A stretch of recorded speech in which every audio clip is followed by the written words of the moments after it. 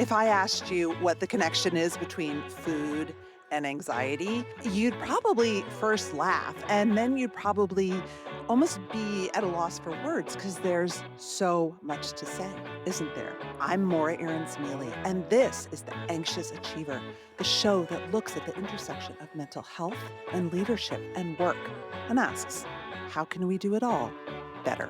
Today, we're revisiting a conversation that I had with Melissa Gerson, who is the director and founder of the Columbus Park Treatment Center for Eating Disorders. And we're going to talk about the relationship between anxiety and eating, between eating disorders and high achievement, and all the things. I joked when I originally taped this episode a couple of years ago that I've been on a diet since I was 12 years old. And the quest for the ideal body has been as much a part of my anxious achieving as the quest to be super successful or be the one chosen or any of the things. The way that I was raised, how you looked said volumes about your drive and your discipline. It just did. I wish it were different. Now, we recorded this episode before GLP-1s really came on the scene, and so I think the conversation now is kind of different, but the heart of it is still, as Melissa Gerson says, disordered eating serves a purpose, just like anxiety serves a purpose. It's trying to tell you something, and you need to listen to it so you can make it better and find hopefully more joy and ease in your relationship with food. My conversation with Melissa Gerson. So, Melissa, you have said that eating disorders serve a function to the person who has one, even if it's an unhealthy one. What is that function? There can be multiple functions of disordered eating behavior. Often people describe feeling that the behavior gives them a sense of order or organization, especially when we're talking about restricted eating. That experience of controlling the food that you consume, for some people, can just feel like the ultimate in organization, control, grounding. We also hear people talk about kind of the opposite behavior, which might be overeating. And I think most of us have experienced ourselves using food as a way of self-soothing. Mm-hmm. You know, that kind of classic, I'm going to sit down with a bunch of bonbons and watch some television and zone out. And so for many of us, that can be healthy and fine on occasion. But for many people who struggle with disordered eating, using food as a self-soothing measure or coping mechanism can be really destructive, because it's often, in a way, so effective at helping the individual numb out or disconnect or self-soothe that it serves as the primary coping mechanism at the expense of all others, which would more likely support a healthy and engaged lifestyle. So you're saying that the sort of eating less or really controlling your eating gives you a sense of mastery and control, whereas maybe the letting yourself go, whether it's with a binge or a giant, for me, it's a bowl of pirate booty or something, like it's that release that it can be both, but both are equally rewarding. Absolutely. And I think one of the central appealing factors of the eating behavior for someone who's stuck in a disordered eating cycle is the familiarity of it, mm-hmm. because the behaviors can almost become a trusted friend and a closest relationship. And so when, for example, after a really, really stressful day, there's almost a looking forward to that comfort and familiarity of the behavior, mm-hmm. because everything associated with the behavior is well known and predictable. So you just know that when you get home at night and you're alone and you have the food there, you know exactly what's going to happen from there, that there's going to be this experience of immediately letting go, getting into a comfort zone, having no one to kind of disturb you or upset you, sort of in the moment, you're free of judgment. The problem is that when that generally pleasurable experience ends, there are repercussions. You also say that anxiety and eating disorders can be cyclical, that people might control their food to deal with their anxiety, but that a lack of food can also fuel anxiety, make it worse, and even change your brain chemistry. Can you talk about that and a little bit about the relationship between anxiety and eating disorders? I think that the most interesting piece of this for listeners might be to hear a little bit about the effects of starvation on the brain. Mm. There was a study back in the 1940s where they had these young army men that were screened really thoroughly for any kind of psychiatric condition. All of the men were really young, robust, healthy guys, and they wanted to see what happened to these men under the effects of starvation. So essentially, they observed the men in a control period for about 3 months, and then thereafter began to cut their calories pretty dramatically and watched what happened to the men under the effects of starvation and weight loss. And they observed that these men who had previously been friendly, outgoing, gregarious young guys, many of them, all of them actually, became very withdrawn, introverted. They were isolating. They became totally focused on their food. When was the food going to arrive? What was the food going to be? If the meal was served just a little bit late, they'd get very agitated. They wanted to talk about recipes and agriculture. Some of them developed rituals around the eating where they would move the food around on the plate, cut it into small pieces, savor every mouthful. Essentially, the men developed features of anorexia under the influence of starvation. So it really tells us so much about the eating disorders that we treat, because the brain essentially is under the influence of starvation and changes functionally and structurally, so that it leads to a whole host of symptoms that are what we really consider the core symptoms of anorexia. Now that's a pretty extreme example, in that for many people, you're not starved in a starvation experiment. But for those of us in the treatment field, first off, we really understand anorexia very differently because of a study like that. And we really know that refeeding is essential, because so many of the problem behaviors and problem feelings and experiences and cognitions really are going to be corrected through feeding alone, restoring weight and feeding. And then on a broader level for the general public, what it also tells us is that if we're going to fiddle with our bodies in a way that many of us do through dieting or different kind of fad experiments with food, we really run the risk of causing more problems than we really would anticipate. In particular, when we begin to push our bodies toward the very bottom of our healthy weight range. If you think about the body as this really well-run machine, it's really got a happy place. Within that happy place, the body has a sense of equilibrium. It knows it's getting the food that it needs. But if you begin to trend toward the bottom of that range, that's where the brain can kind of kick in and say, hey, something's not right here. One thing, though, that it seems to me is that I've known a lot of people just anecdotally, and even myself, who in a time of anxiety may start rigidly controlling food intake. Absolutely. Why do we do that as humans? What does that give us? Of course, in our lives, there's so little that we can control. And food is such an easy target in the sense that it's around us all the time.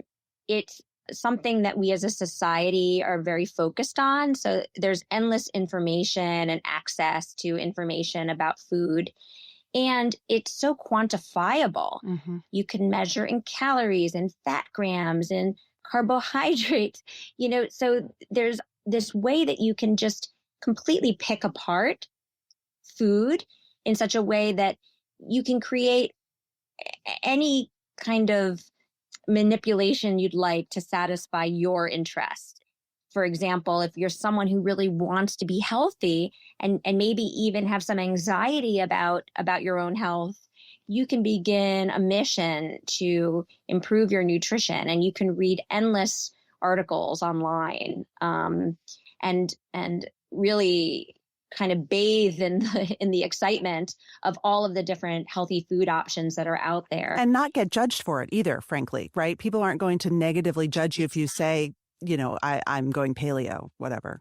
Exactly. In fact, in our society, oftentimes we admire people who show that commitment Mhm. or that ability to restrain themselves in that way, to resist pleasure. Mhm. In some ways, we elevate people in our society who are able to follow these kind of more extreme approaches to eating. I want to ask you a question actually about food at work and how it fits into that sort of display. Um, I remember when I was first working in media in New York City, and I was very young, and I sort of just observed people naturally that a lot of the really senior women would barely eat at events, and I would, of course, be Yeah. digging into my dessert. It wasn't done. And I want to talk about food at work and maybe what you might counsel a patient who's dealing with some anorexia or control issues. I mean, we spend so much of our waking moments and meal times at work. We share meals with colleagues and clients. There's tables of free food, as you said, but we want to be controlled. We don't want to show weakness. Women, especially, I think, it's we don't want to eat too much or enjoy food too much or seem out of control in front of other people.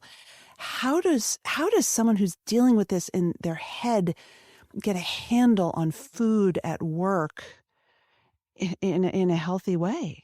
It's so challenging, and it starts young. Mm-hmm. I'm working right now with a girls' school in Manhattan, and the teachers are reporting that the girls aren't eating at lunch. And there's this sort of social contagion experience going on where, because certain girls aren't eating or eating very little, others feel like they need to follow. And so you feel really embarrassed and ashamed to admit or to sort of give in to your own hungers, in front of and in an environment that's so meager. And I think that comes up for adults as well, males, females, all of us. There are so many, I think that people are so quick to make judgments about others based on their observations of how others eat. So, oh, you look so healthy. Oh, you're such a healthy eater. Oh, you're slender. You look so healthy. There's this association between what we observe on the surface and broader judgments about who the person is and how healthy their lifestyle is, And how much in control they are, frankly. and how much control they have and how disciplined they might be, right? These are all qualities that are admirable: discipline, focus, the ability to put off pleasure in order to accomplish something. I think in terms of being in an environment where you're aware of judgment and you're self-conscious about your eating based on what others are eating, I think what we always go back to is that we all have to really be tuned into our own personal needs, and as much as possible, try to be true to ourselves and our own needs. I know that that's much easier said than done, but that's, of course, I guess, the goal.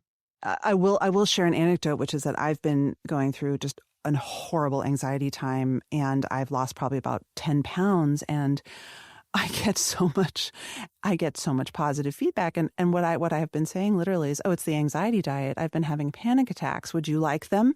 Because it's like, right. Yeah. And people probably respond with, yes, I'll do anything.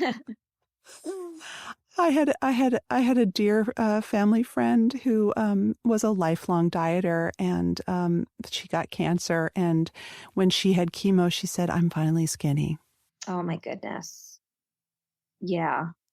That's horrendous, right? Yeah. It just says so much about our culture and this thin ideal that has been drilled into our heads since we were, itty bitty. Why did you get into this work, Melissa? Do you have a personal history? Is this personal for you? Sort of. I actually came from a totally different career. I was a ballet dancer for many years. I trained in middle school and high school, and then I joined a ballet company after I graduated high school, and I danced professionally for 7 years. And during those years in the company, there was obviously in a pursuit like ballet, there's so much pressure on appearance and line and body shape and weight. And absolutely, without question, promotion for those dancers who are more on the slender side. Dance is just a world where you are going to get more opportunity if you fit the part. And so I really worked very hard throughout those years as a professional dancer, working to fit the part, and really struggled because keeping your weight down to that level really requires constant focus and attention on what you're eating and what you're not eating. And ultimately, for that reason and a few other reasons, I left ballet, but left with a real interest in eating struggles, eating difficulty, maybe also working with artists and dancers, but other artists as well, from the psychological perspective. And that's when I really began my journey into psychology. It almost seems like a stereotype to ask you this, but is a certain quest for perfection a common thread also among your population? I would say so. There's a typical temperament that we see, particularly with anorexia. Most of our clients with anorexia tend to be, as you mentioned, highly perfectionistic, very driven, very comfortable with things that are more familiar, more introverted, very thoughtful as opposed to impulsive, deriving a lot of kind of pleasure and calm from a sense of order. And so those are the features that make an individual more likely to latch on to food and control of food and body weight as a way of coping. How might someone who's equally sort of type A and driven but overeats manifest? Like what's a storyline that you see there a lot? I think oftentimes that drive and focus and perfectionism unfortunately have some consequences, which can be in general just more tension build up and a higher stress level. And it's calls on the individual to need just a lot of skills to be able to cope and manage with the feelings that come up when you have that kind of very perfectionistic, driven, success oriented mindset. And at times, all of us struggle to find healthy ways of coping, and food is sort of the most immediately available tool. And it can be very quickly learned that it is effective in self-soothing. When we eat, there are neurobiological changes that occur that for many of us lead to a feeling of well-being, right? When you're hungry and you eat, you feel a sense of reward. And so it's not so hard to see how that loop can be really appealing. If you've been stuck on a 6-month wait list for a psychiatrist, or you're bouncing between online mental health sites trying to find medication support, Talkiatry was built for you. It's virtual psychiatry that actually fits your life and your insurance. Unlike therapy-only apps, Talkiatry is psychiatry. That means you're seeing a medical provider who can diagnose mental health conditions and prescribe medication when it's appropriate. Head to talkiatry.com/achiever and complete the short assessment to get matched with an in-network psychiatrist in just a few minutes. That's talkiatry.com/achiever to get matched in minutes.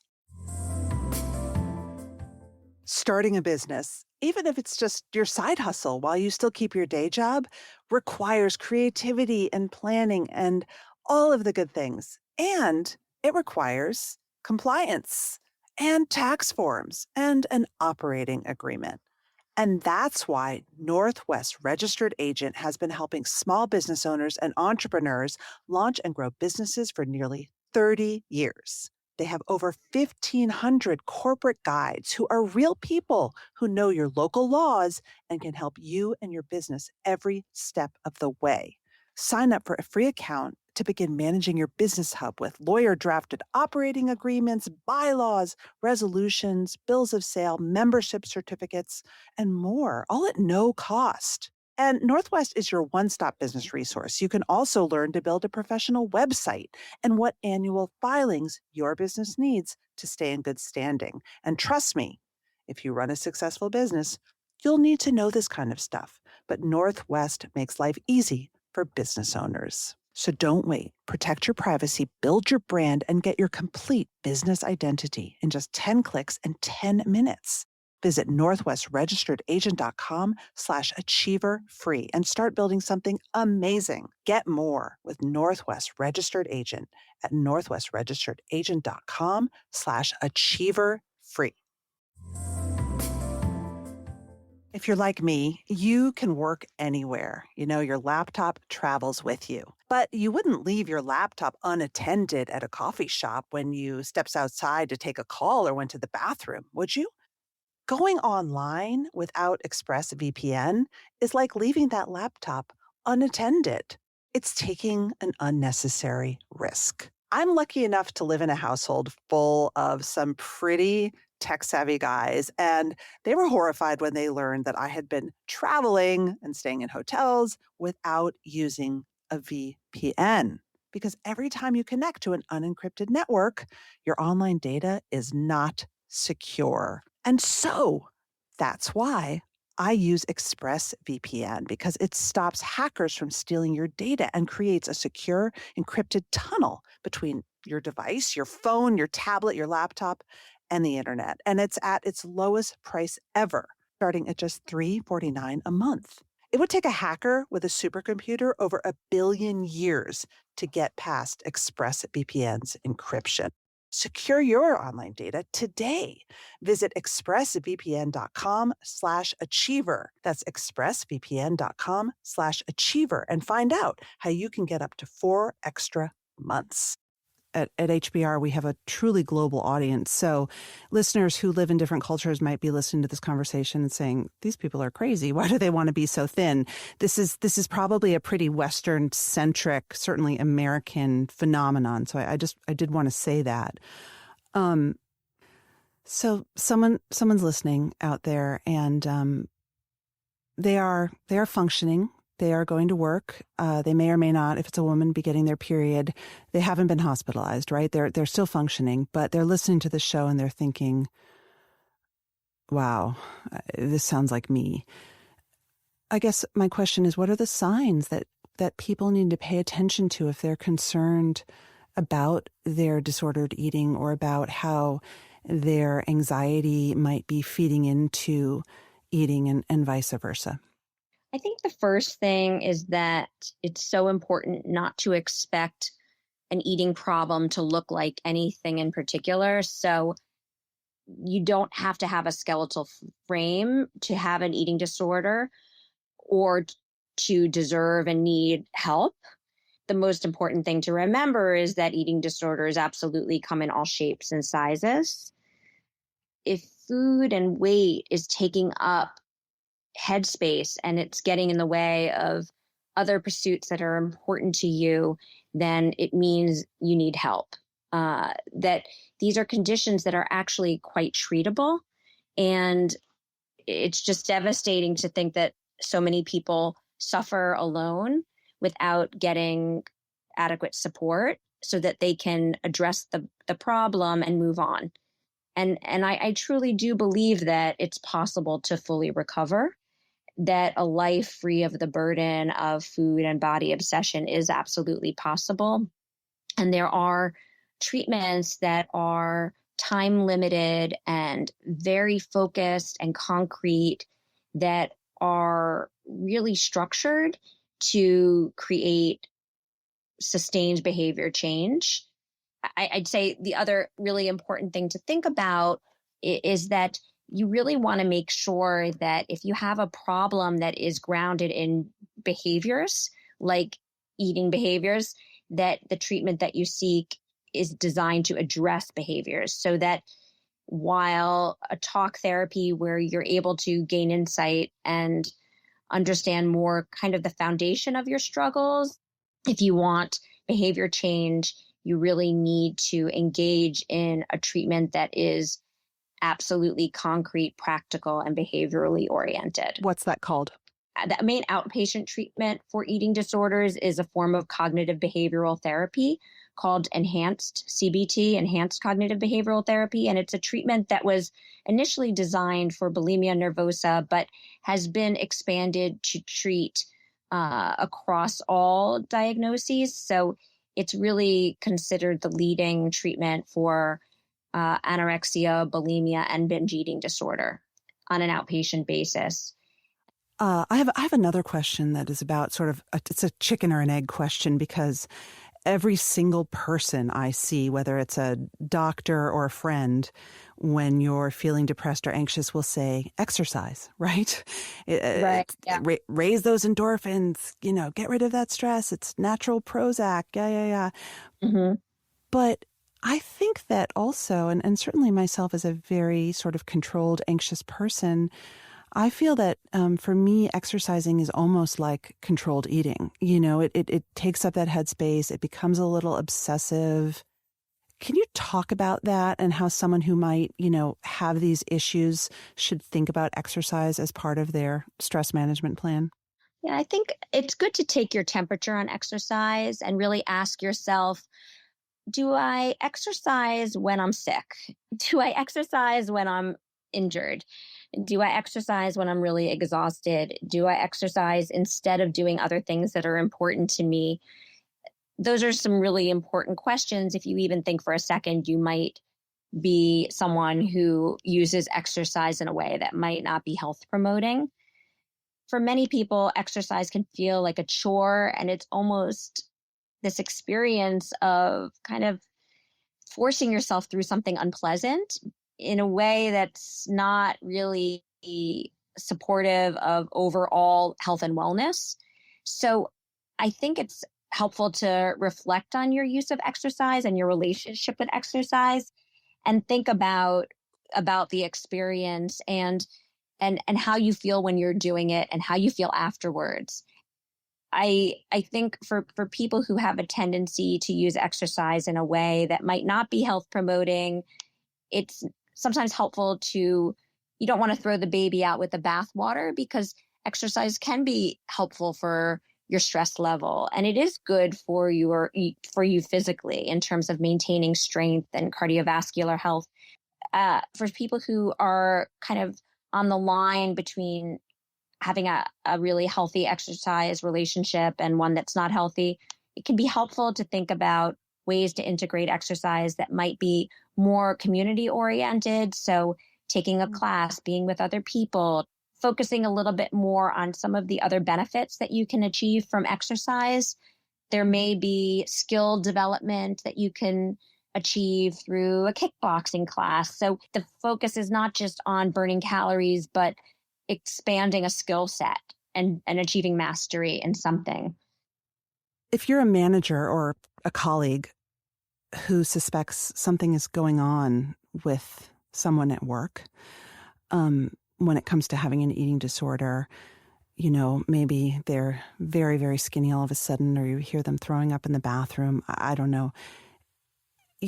How do you handle that? I mean, think about it. Even just being in a meeting and someone might joke about someone never eating the brownie or eating too many brownies can have a really triggering impact on someone in a way that they will never see. And food is something in our lives every day, as is work.